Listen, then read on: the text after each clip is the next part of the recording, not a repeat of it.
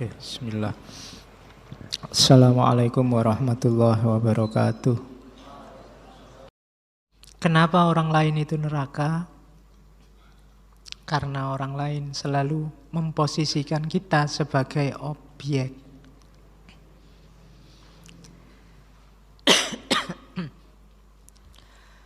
Contohnya, karena ada kalian ini, saya tidak bebas batuk. Coba di rumah saya batuk, wah sak kapoke semuanya. Tapi karena di sini batuknya agak digaya-gayakan. Itu karena ada orang lain.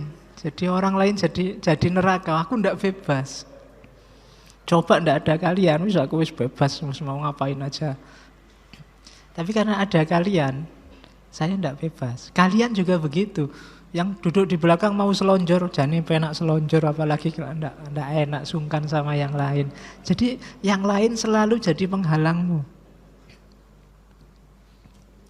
Jadi orang lain selalu menjadikan kita objek. Kalian jadi objekku, aku juga bagi objek baik dari kalian. Kalian saya posisikan untuk kepentingan saya kamu posisikan untuk kepentinganmu. Kita saling mengobjekkan. Subjek kan selalu aku, objek yang lain. Jadi kalau aku ketemu kamu itu sebenarnya sedang terjadi pertarungan luar biasa untuk saling mengobjekkan. Meskipun ketemunya sambil senyum-senyum. Tapi itu sebenarnya bunyilah seperti kepentinganmu. Temanmu juga ingin aku bunyi seperti kepentingannya dia. Itulah bahwa kalimatnya Sartre yang berbunyi orang lain adalah neraka.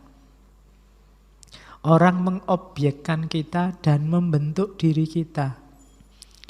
Makanya katanya Sartre, setiap relasi antar manusia adalah konflik. Saling menegasikan terus-menerus. Karena kita berusaha jadi subjek dan orang lain objek, orang lain berusaha jadi subjek, kita yang jadi objeknya. Saya menganggap kalian ini misalnya santri-santri, murid-murid untuk kepentinganku di depan. Kalian memposisikan saya mungkin sebagai guru, sebagai ustadz untuk kepentingan kalian. Jadi kita sedang bertarung saling mengobjekkan, saling memasukkan dalam dunia masing-masing. Yang di kepalaku selalu aku versimu, yang di kepalamu selalu aku versimu. Kalian di kepala saya juga versiku. Orang lain jadi neraka. Orang lain adalah neraka. Nah, itu terkenal sekali dari Sartre. Hell is other people. Jadi yang disebut neraka itu orang lain. Saya jadi tidak bebas lagi mau ngapa-ngapain. Analoginya lubang kunci, katanya Sartre. Bayangkan ya, kalau kita sendirian di kamar, itu kan kita bebas. Bebas tidak pakai baju, bebas joget-joget, bebas goyang-goyang. Tapi begitu kita sadar ada yang mengintip, kita kan langsung berubah. Tadinya mungkin joget-joget dangdut, wah ada yang ngintip ternyata. Wah tidak berani joget dangdut lagi karena sudah terlanjur di luar bilang sukanya lagu rock, lagu jazz, lagu blues. Wah kok diketahui lagu dangdut nanti malu. Jadi begitu ada orang yang melihat kita berubah. Tidak bisa bebas lagi. Tidak setuju dengan keinginannya sendiri mencocokkan dengan apa yang diinginkan orang. Itu kan orang jadi neraka. Padahal maumu A, tapi sekarang kamu ganti B. Kenapa? Orang lain pinginnya itu.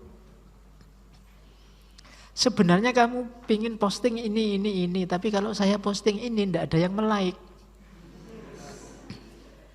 Gara-gara mempertimbangkan like-nya orang lain, kalian posting sesuai yang diinginkan oleh mereka. Itulah neraka yang namanya orang lain. Wong kamu sendiri tidak suka sama postinganmu, cuma hanya butuh jempol banyak saja. Kamu posting dengan versi itu. Itulah nerakanya orang lain. Kamu hidup versi orang lain. Nah, Sartre ini ateis. Mbahnya ateis. Karena dia sangat tidak suka sama Tuhan. Kenapa dia tidak suka Tuhan? Karena Tuhan bagi Sartre posisinya kayak orang yang ngintip tadi. Tuhan kan ngawasi kita terus. Betapa tidak enaknya kita diawasi terus oleh Tuhan. Jadi dia tidak terlalu suka akhirnya. Dia jadi ateis sama Tuhan. Jadi kenapa Tuhan itu posisinya kan kita meyakini Tuhan selalu mengawasi kita, dan itu menyakitkan. Diawasi manusia aja neraka, apalagi diawasi Tuhan. Jadi itu versinya Sartre. Dan dia membalik argumennya Dostoyevsky. Dostoyevsky itu punya dia punya argumen kalau tidak ada Tuhan semua boleh. Kalau tidak ada Tuhan kita bebas ngapain aja kan, karena ada Tuhan ada banyak kewajiban, ada banyak aturan kan. Itu Dostoyevsky. Tapi dibalik oleh Sartre. Karena semua boleh, kita kan bebas mau ngapain aja, berarti Tuhan tidak ada. Jadi kita mau nakal boleh, mau maling boleh, itu berarti kita bebas, berarti Tuhan itu tidak ada. Katanya Sartre begitu. Itu membalik argumennya Dostoyevsky. Karena dia ingin menegaskan keateisannya. Ya saya bilang tadi gagasan para filosof masukkan dalam kotaknya sendiri-sendiri. Bagian-bagian yang tidak cocok dibuang. Bahwa orang lain sering merepotkan kita, iya.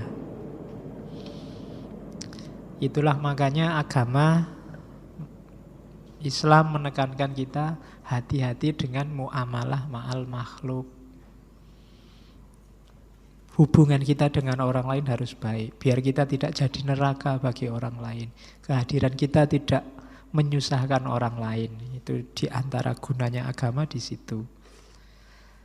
Makanya Nabi wanti-wanti, cirinya muslim yang baik itu salimal muslimuna min lisanihi wa yadihi.